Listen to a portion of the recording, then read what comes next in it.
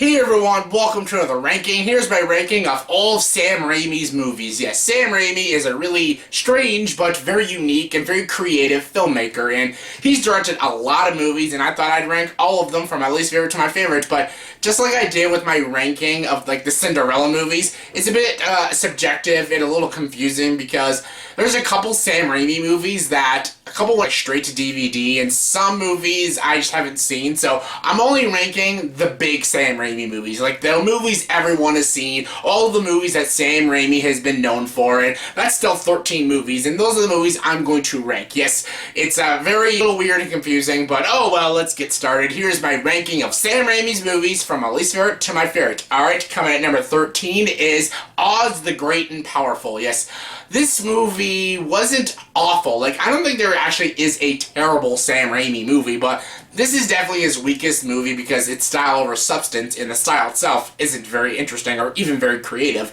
Some of the worlds they did in Oz the Great and Powerful look pretty cool, but you can tell it's CG, and it's really cartoony, just like the Alice in Wonderland movie. It's just very cartoony, and you don't really get lost in the world like you did in the original 1939 Wizard of Oz movie.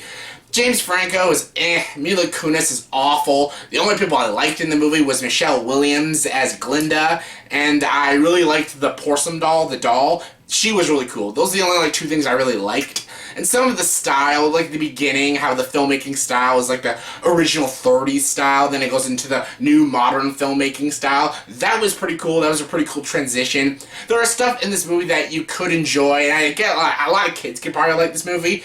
I'm not the hugest fan of this movie, but I don't hate it either, but it's definitely the weakest Sam Raimi movie. Coming number 12 is Spider-Man 3. I've mentioned this in my rank of the Spider-Man movies. I can go really quick. I'm not a fan of it. I don't hate it. I think the Sandman scene is one of the greatest scenes in cinema.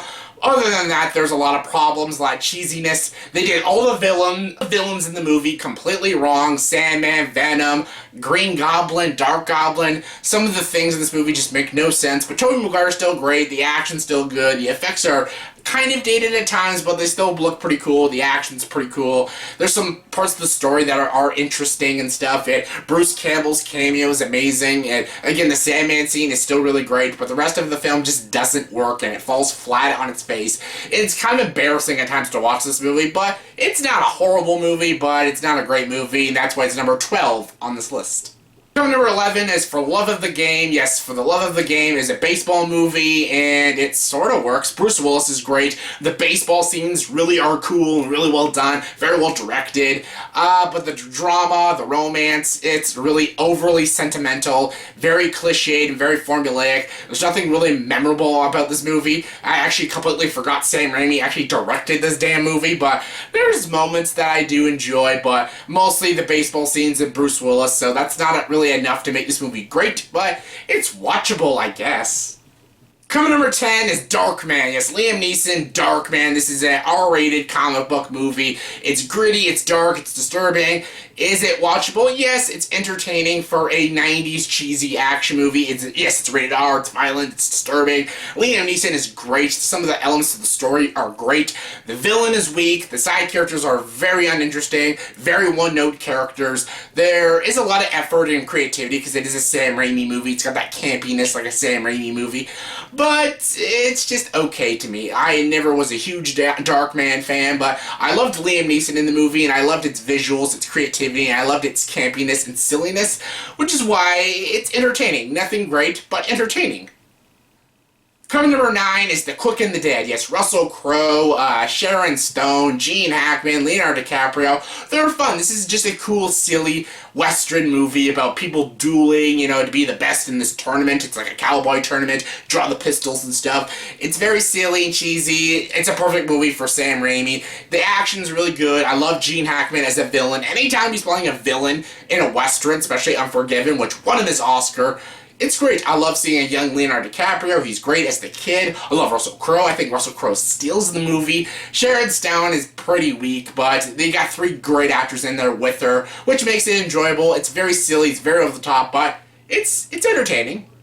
Coming number 8 is The Gift. Yes, not the 2015 movie The Gift. This is The Gift that was, I think, early 2000s, late 90s. This had Cate Blanchett, Greg Kinnear, Katie Holmes, Keanu Reeves, Giovanni Ribisi. This is an interesting movie about psyche and about being a psychic. Hilary Swank is also in it. It's about a murder investigation. A girl gets murdered, and Cate Blanchett is a psychic, and she's getting visions of the night she was murdered. But she doesn't know who did it. They think Keanu Reeves did it because he's an overly abusive, religious guy, and yeah, it's very complicated, but it's very good. It's very dark. I really do enjoy this movie. I think Cate Blanchett is really good in this movie. So is Greg Kinnear. Katie Holmes is anyone could have played that role. I really enjoy Keanu Reeves in this movie. It's a very different role he plays in this movie. He's this very abusive, very aggressive, religious nut. And he's really intimidating in this movie, and he plays a very good role in this movie, and I love it. The twist you can see coming a mile away. It's a very obvious twist, but it's a really good, dark, thrilling movie, and Cate Blanchett is absolutely fantastic in this movie, and it's just a really good, underrated Sam Raimi movie, and if you haven't seen it yet, check it out. It's a pretty damn good movie. Number 7 is Army of Darkness, the third of the Evil Dead franchise. This is a very silly, campy, over-the-top horror action comedy. It's great though because Bruce Campbell's just having a blast. I can tell Sam Raimi's having a blast. This is when Ash gets transported into like the medieval times. He has to become a knight to defend a kingdom. There's also got that zombies and supernatural shit. It's got the silly, over-the-top violence and the over-the-top scares like all the Evil Dead movies have. And it's great. It's so fun, so energetic, so entertaining. Bruce Campbell is amazing as his character Ash. Definitely not the best of the Evil Dead trilogy, but still a really fun, very silly, very campy movie. Coming number 6 is Drag Me to Hell. Yes, this is a pretty predictable horror movie, but I can't help but enjoy it. The scares, the tension, the atmosphere are all very well done. I think Sam Raimi did a pretty damn good job directing this movie, and when you actually really pay attention, someone actually told me this. I didn't realize this, but this movie is all symbolizing not just death and selling your soul, but also bulimic, being anorexic and having an eating disorder, because it symbolizes a lot of scenes when she's bleeding and throwing up and stuff. It's also about an eating disorder and bulimia and stuff. I didn't know that until someone actually told me that, and then I watched the movie again, and I'm like, oh, it kind of is. That's kind of clever and really weird and strange, but yeah, the lead girl in this movie is very good. Justin Long's really good. Again, this movie is very predictable. You can see it coming from a mile away, but I love it because it's got that silly horror campiness, like a Sam Raimi horror movie, and I just have a lot of fun with this movie. This is a movie I definitely watch every Halloween. It's just a fun, entertaining horror movie with a lot of cheese and a lot of good dark comedy. Coming number 5 is The Evil Dead. Yes, 1981 gave us this silly, energetic, entertaining, horror, campy movie, cult classic, Evil Dead. This movie is a straight-up horror movie. Yes, there's dark comedy because there's a girl getting raped by a tree, so there's dark comedy in this movie, but this movie was meant to be serious, taken seriously. It was like an indie, low-budget horror movie, and it just worked. It's a great movie about teenagers going into a cabin and raising the dead. This is the movie Cabin in the Woods is satiring, and it's just good. It's just a fun, entertaining 80s horror movie. There's nothing special about it, but it's a movie I love to watch, and it's definitely one of the best movies Sam Raimi directed. Coming number 4 is Spider-Man. Yes, Spider-Man. This is one of the best Spider-Man movies out there. I don't care what a lot of people say. I know a lot of people love The Amazing Spider-Man, and I gotta hope they don't like Amazing Spider-Man 2, but I love this movie. Tobey Maguire has always been the best Spider-Man to me until Tom Holland came, but I love this movie. Again, I mentioned all the Spider-Man movies in my ranking of the Spider-Man movies. Just check that video out. This is just a fun, cheesy 2000s superhero movie. Again, this plays an homage to the 1960s classic Spider-Man, and I just like it. I love Willem Dafoe as the Green Goblin. I love Tobey Maguire. Even Kirsten Dunst is a damsel in distress. She's very enjoyable and very likable as Mary Jane Watson. James Franco is great as Harry Osborn. The action's great. The comedy, special effects still holds up. The sequences are good. There's some great emotionality, especially the scene with the death of Uncle Ben, and the movie just works. I like this Spider-Man movie. Some people like the newer ones, but I like this one. Coming number 3 is A Simple Plan. Yes, Billy Bob Thornton, Bill Paxton, Bridget Fonda. This is a great indie thriller movie, great atmospheric film, amazing thriller.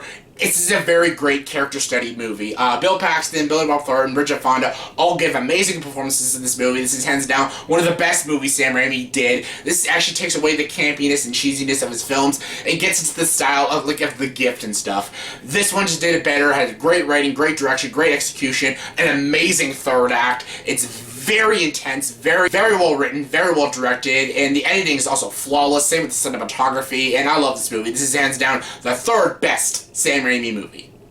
Coming number 2 is Evil Dead 2. Yes, this is when Evil Dead actually turned into like a horror comedy. The first one tried to be serious, and people thought of it was funny, so they just said, what the fuck, let's just make it a horror comedy, and it's so freaking funny. You got a freaking dead hand giving Ash the middle finger. This is when Ash gets the chainsaw on his hand. Bruce Campbell's amazing. The horror elements work, the comedy elements work, there's atmosphere, there's great direction, there's great silliness, great campiness, and it's just a fun, amazing movie. This is one of the best horror comedies ever made, and it's my second favorite Sam Raimi movie.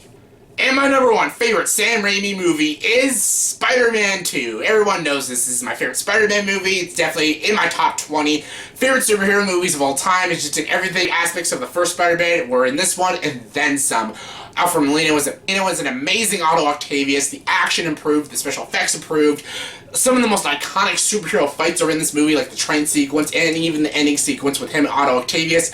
It's so good. I love it. Everyone's performance in this movie gets better. James Franco, Tobey Maguire, and of course Kirsten Dunst. And it's a very enjoyable, entertaining movie. J.K. Simmons, I think, steals all these movies as J. Jonah Jameson, and it's a very well written, very well directed, very well choreographed movie. The action's great, the comedy's great, the story's great. If you love Spider-Man, you love this movie, and I think everyone could agree with me. This is the best Spider-Man movie we have. I really hope Spider-Man Homecoming is just as good as this movie, but until then, this is the best Spider-Man movie we've got, and it's my personal favorite Sam Raimi movie. So yeah, that's my ranking of all Sam Raimi's movies, from least favorite to my favorite. So in the comment section below, please tell me, what is your ranking of all Sam Raimi's movies, from your least favorite to your favorite? Comment below, let me know. And as always, if you like this video, please like and subscribe to this channel, and join the dark side.